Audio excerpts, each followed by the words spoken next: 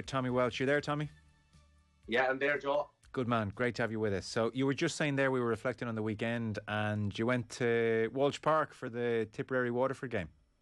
Yeah, no, I was watching it actually on the television, but I was saying I couldn't look. I was looking forward to it all week because while everyone was taught, I suppose, Watford after such convincing final against Cork in the league final, that it was kind of 2 points in the bag. Really, I knew it to be anything but. Like, Tipperary hurlers are proud, like, and they still had great players in that team. And we saw, like, you know, if they got the 2 or 3 goal chances that they probably missed, that if that had to win for them, they would have came out there with 2 points in the bag. And then we went down and saw what happened with Limerick and Cork. Then, like, the respect, the kind of, I used to love, say, the darts watching Phil the Power Taylor. Now watching this Limerick team, like, it's magical to watch, really, Joe. You just have to admire them. Well, let's talk Limerick first of all then against Cork. So 117 at Porky Queeve, Cork 117, Limerick 225. This is an 11-point win for Limerick, and it must be remembered as well that in effect after 14 seconds Cork have a 3-point head start. So it's a really comprehensive Limerick win. John Kiley was talking afterwards, Tommy. He said one of the things that was asked of Limerick in advance and that he was thinking about was would they have the energy, and he said we found the energy today and we found it in spades. And like, they just bossed Cork. Like, physically, if your starting point here is physically, and Cork have lots of great hurlers, they actually just can't compete physically with Limerick.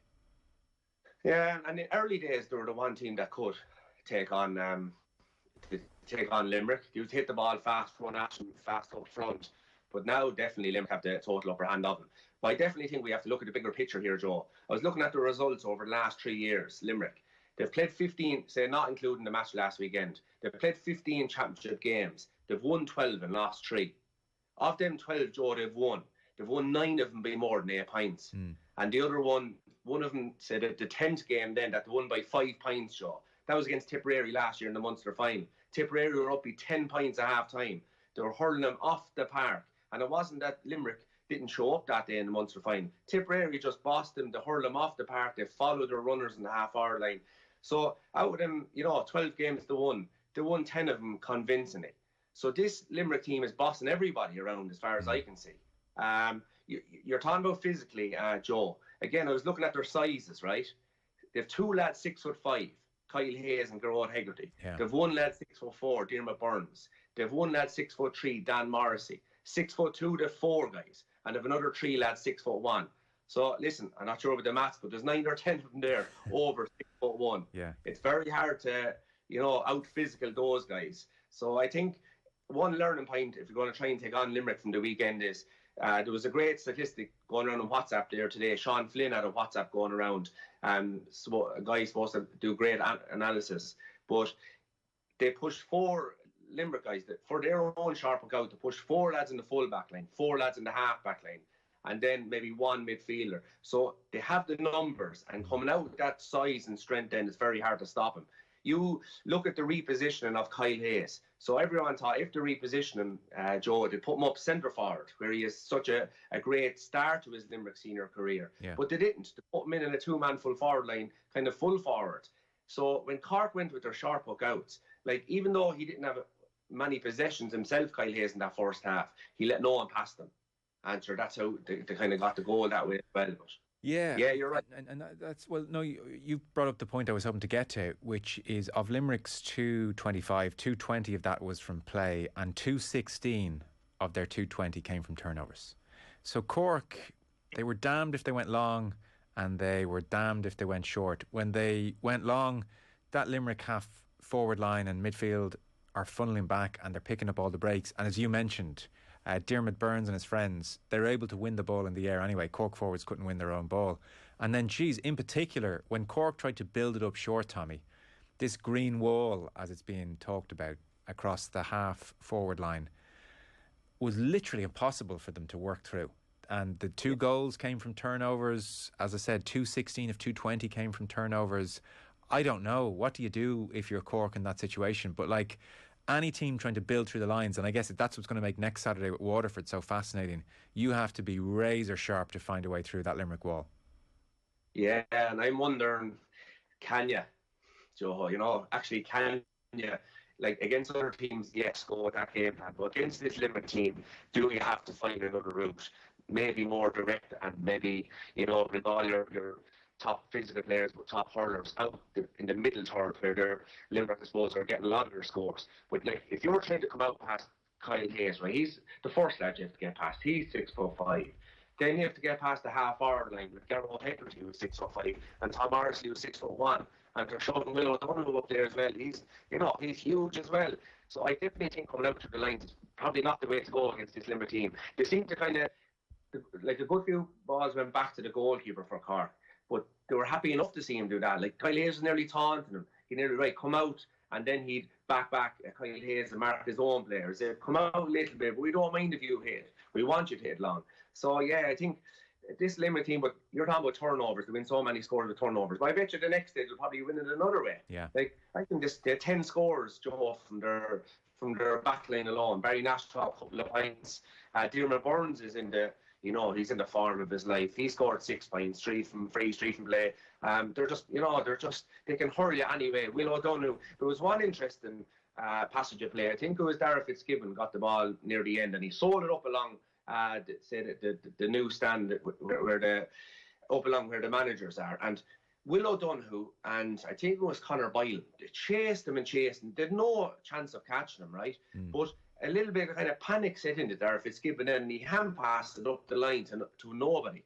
So even when they have the chance of hooking that, this is what we spoke about with Cork a couple of weeks ago, Joe, after the final. You have to just back, and you might be directly doing something, but indirectly you probably are. Yeah, you flagged that, and it really was borne out. So where does it leave Cork, do you think? They've now conceded in 2 games, they've conceded 6:45, and this was a real chastening day for them, I think, at Páirc Uí Chaoimh, and they'll know deep down they're not going to beat Limerick this year. Like, I mean, they might admit it, but like that, the management must be at home thinking, well, what the hell we do here? The players must know we're just up against it with this lot. So, like, it's such a demoralising start to the season for All-Ireland finalists. Where do you see Cork going over the next couple of weeks? Because now suddenly, such was the nature of the defeat, the question has been asked, will they even get out of Munster now? Yeah, and anything can happen in this Munster Championship. Like, see, Clare have to play Tipperary this weekend, which is kind of a do or die kind of a match for them too, because if you look at last weekend and then look at the future fixtures, there's probably no one really going to take points off this Limerick team. They're too fresh, they're too hungry at the moment. They've a point to prove right now after such a disaster of a league campaign and probably all the heavy scrutiny from the media with regards to their discipline, they're playing on the edge and even their form. So this Limerick team, I think they're in their pocket now for the next couple of weeks. So now might not be the time to catch this Limerick team.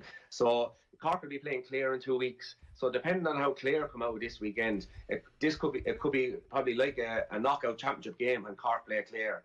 So I think what they'd have to do, listen, I'd write off the last 2 matches really, especially the one against Limerick, but the one against Watford, like it was 420 to 123. That wasn't as bad, except for they were just conceding too many goals, as we said, by not tracking back. Like if you look at Shane Barrett had a great goal chance, and so did Conor Lahan against Limerick. The reason they didn't score because 3 Limerick lads tracked them back and they just put them off. But Tommy, like for the Kyle Hayes goal, nobody's tracking back, and there's time to get back there. Nobody's tracking back for that, so they're not learning the lessons. They're not learning, not that day, no. And that was plain for everybody to see. If you looked at the 2 lads were caught, I know they were caught at the wrong side of, say, Mark Coleman, they got caught at the wrong side of Kyle Hayes. The 2 went to one side and Damon Catlan. That's a mistake. So I'm not worried about that. It's where would the half-back line coming back? So what should have happened there, Joe, is there should have been a half-back or a cornerback coming out to meet Kyle Hayes at that stage. If the cornerback came to meet him, there was a half-back. If he was sprinting back, like the worry for a cornerback coming over to meet Kyle Hayes is if he passes it over my head to my lad, he'll tap it into the goal. Yeah. But that wouldn't happen if your defenders defend together. So the half-back from the other side, who wasn't in the play originally, if he sprinted back to help his teammates because something might happen here, suddenly then when Kyle Hayes went, cornerback came over to meet Kyle Hayes. He couldn't hand pass the ball in because the halfback was after covering for him, and then possibly wouldn't have scored a goal. So listen, you're 100% right there. Kyle Hayes should not have scored that goal, and it wasn't because of Coleman and Damien Catalan. That was just a mistake. It was where was the half-back line. Yes. And I know, listen, they were man-marking, probably Keane lynching these guys out the field, but listen, you'd rather concede a point at that stage than a goal. Get back and help out your players. Waterford 224, Tipperary 220. This was a really interesting game. Tip much better than anyone suggested they were going to be. I'll exclude you from that. You knew better. But I think, 2 debutants in the full back line, 4 debutants in total, a real sense of transition underway, and the talent hadn't really come through in the way that Tipperary might have been hoping or expecting, married to Waterford's brilliance. And so Tip are much better than people expect. Equally though, and it's really interesting to get your thoughts on it, Waterford were really not themselves for the first half in particular. So sloppy, giving the ball away, wides, balls going out of play, just giving the ball away in midfield, simple hand passes not going to hand. I mean, must have been unusual for them to come into this championship with so much hype and being raging hot favourites at home to Tipperary and a big expectant home crowd. Do you think that was a factor in how they performed? Yeah, I'd agree with that, because add to that, they have not won a game in the round robin yet. So in any of the round robins, they went on for two full years. They won 0 games. I think they drew 1 game against Tipperary. So you had that pressure. You had the pressure that I find that for Limerick, if there's pressure on Limerick, the boys in the back of their heads know they've won titles. Towards this Watford team didn't. I know they won the league fine, but not championships. They haven't won a Munster championship or an All-Ireland. So they're going in with all this, the whole of the media, the whole of the public, saying that they're 2 points in the bag. They're the only team to take on Limerick. They'd probably win the Munster final. Everyone was 50-50 on Limerick before last weekend. So the pressure was on them. And this is why I'd have more respect for Watford after it. This huge pressure, and they had they went up by 4 points to 0, but then Tipperary hit them with a sucker punch. So it's one thing starting badly and growing yourself into the game, but when you start well, then you're hit with sucker punches. You have to come back into the game again, Joe. And I just thought it's a sign of their I suppose conditioning, their physical fitness, but more importantly their mental fitness. They are not afraid of anybody. If things go wrong, let's get on with it. If someone scores a goal on us, let's get on with it. Let us score 2 more goals instead. And I thought it was a masterclass in mental strength, because the pressure of the world was on them. We were lucky, say when I was hurling that time, we all won All-Ireland medals early in our career. So we didn't have that pressure when we were at Kilkenny. These guys do. They don't have the medals in their back pockets, and they have to live with it and prove themselves, not just to the public, but even to themselves. And I thought that they did that in spades last weekend. They didn't play Austin Gleeson. They didn't play Jamie Barron. They came on in the second half and they gave masterclasses. So I would definitely give huge kudos to this Watford panel and management for that win last. I felt the pressure of the world, because also they were out this weekend against Limerick, Joe. So lost last weekend. Suddenly they could be out of the championship in 2 weeks, So, but it's their class, Joe. If you look at it, Austin Gleeson, Jamie Barron came on, brilliant. Ty de Burke, rocky enough, give that hand pass that went wrong for the Tipperary score. He gave a masterclass. Other than that, their top players really were brilliant. Desi Hutchinson, he was given a tough time by Cathal Barrett, one of the best cornerbacks in the game. He stayed with it, scores 1-3. I always find a sign of a good team, Joe, is your corner forwards, you might notice them in the game.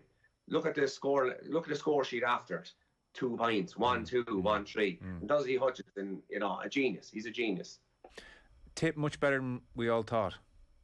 Yeah, they did, and I was delighted. Young Mark Keogh, he was in UCC. He's been promising, I suppose, the last couple of years, but with the likes of the Paddy Mars, Brendan Mars, Shamie Callan's gone, Bubbles, it's now given the manager kind of has to play these guys now. And I thought Mark Keogh was absolutely outstanding. For the first goal, Jason Ford, who has been one of the top marksmen since 2013, since he made his debut, free taken from play. He scored 6 points from playing last year in the Munster final, but he didn't have the best day, Jason Ford, for Tipperary. But for that goal, while they said Watford were sloppy coming out, it was the wrists of the Tipperary boys, fierce fast wrists, and just flicked the ball off Conor Prunty straight in. Mark Keogh had a lot to do for that goal, and he absolutely buried into the bottom underneath the Watford goalie.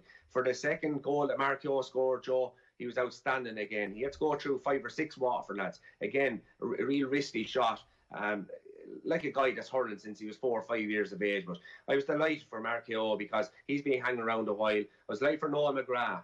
Year in, year out, you're wondering, he goes in these tough campaigns with Lockmore, Castleiney. Was it last year, the year before, they did the tough county final losses, both football and hurling. Came back this year, brilliant for Lockmore. They won both of them. And would he, I suppose, be able to bring that form to Tipperary with Tipperary this year? And he did it again. And what a pass as well for what should have been a goal. Tip could have had a few extra goals, but his pass for the goal was just outrageous. Yeah, and you can't teach that, Joe. You Yeah. can't. I think you're either born with that sort of a vision or not. Yeah. He was a magician, and the young players love seeing guys like that. Noel McGrath, Tommy Walsh. There's a chosen few. Keane Lynch scoring off his knees with a broken hurl wasn't bad either. Yeah, and he does. That's what he does. I suppose there's probably a video to be made of amazing things that Keane Lynch does. Yeah.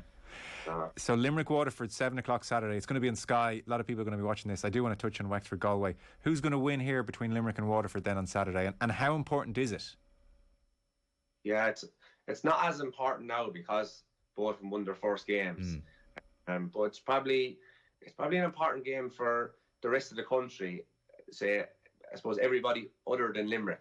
Is there a way of beating this Limerick team? So we imagine now Waterford won't, like we saw last week against Tipperary, they lost a lot of balls coming out themselves, Waterford.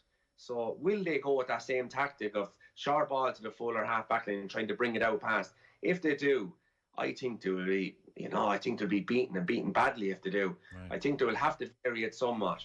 And I know it's probably going away from their own game plan, but another point I'd like to make, Joe, is that half forward line. It'll be interesting to see, will Watford and Liam Cahill, will they man mark the half forward line for Limerick?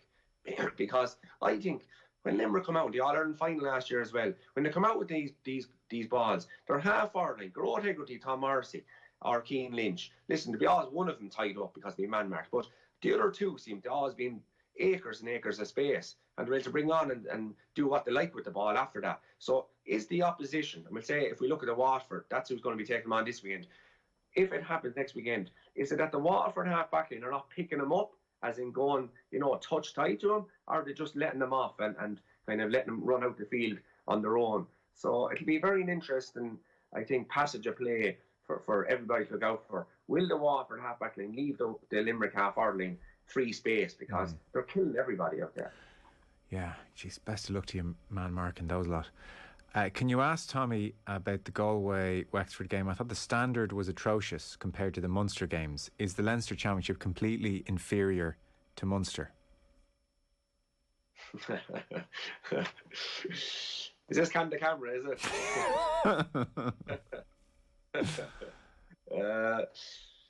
No. Listen, every game takes on a life of its own. But listen, I was watching that game. It was a tough watch.